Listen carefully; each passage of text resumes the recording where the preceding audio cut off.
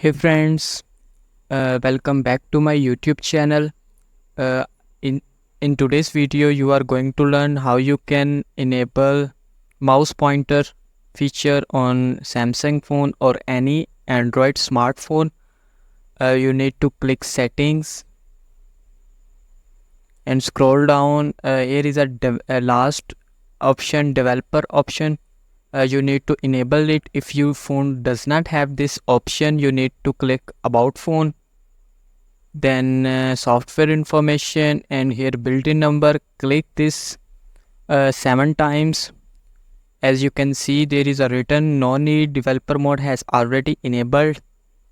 You need to enable it first, then move back, click developer option, scroll down to input section,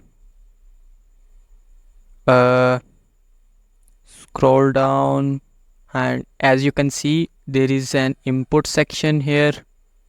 This feature is turned off.